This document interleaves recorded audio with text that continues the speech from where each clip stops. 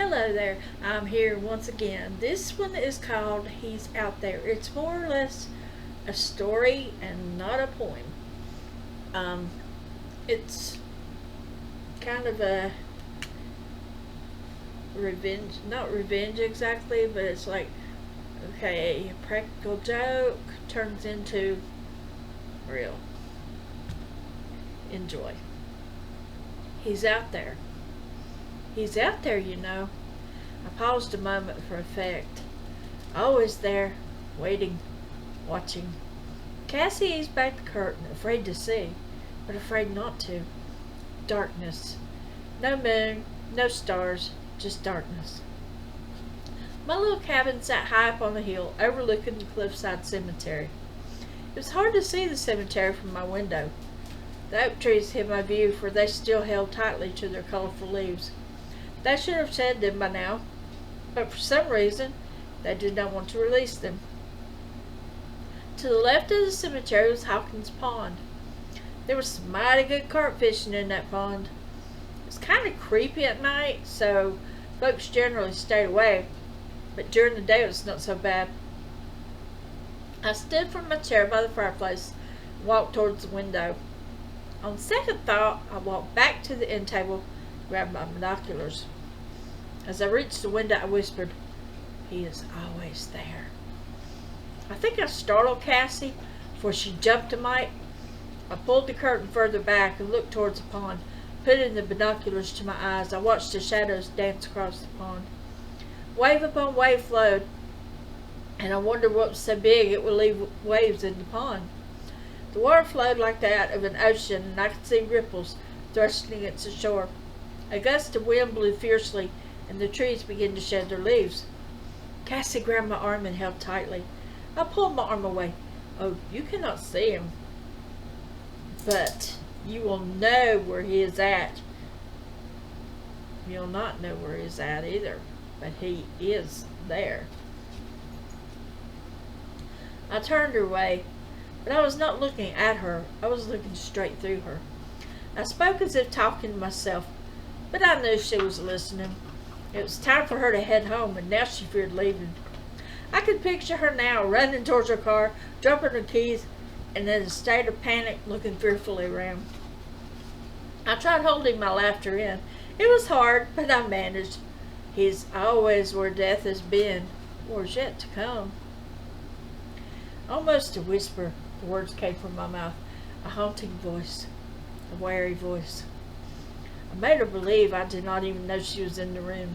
I had no clue why I wished to scare her so. Maybe it was the way she shivered at each sound in the night. Maybe it was because she was so gullible. Or maybe it was because she thought she was so much better than anyone else. She needed to be taken down a notch or two, and I was just the one to do it. I opened the window just a touch, and the wind was restless. In a matter of minutes, the leaves had fallen to the ground. A variety of colors littered the area. I could see the cemetery plain as day.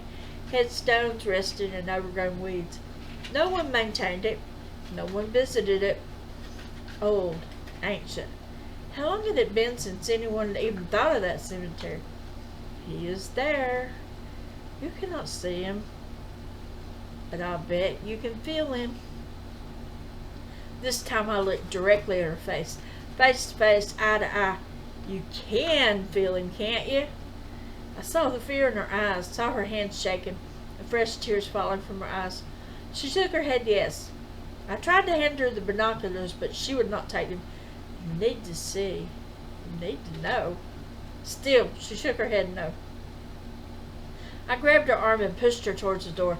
I pushed her out and shut the door behind her. Swiftly I locked it so she could not get back in. I watched as she looked towards the cemetery and screamed. I could not help but laugh. Now was the time for her to panic and drop her keys. But she did not. She made it to her car, cranked it up, and escaped. Oh well, it was fun while it... I screamed. He was real. He was here and tried to get in the door. She had the car and I had no escape. I closed my eyes. Okay, I was dreaming. I opened my eyes and he was looking in the window at me.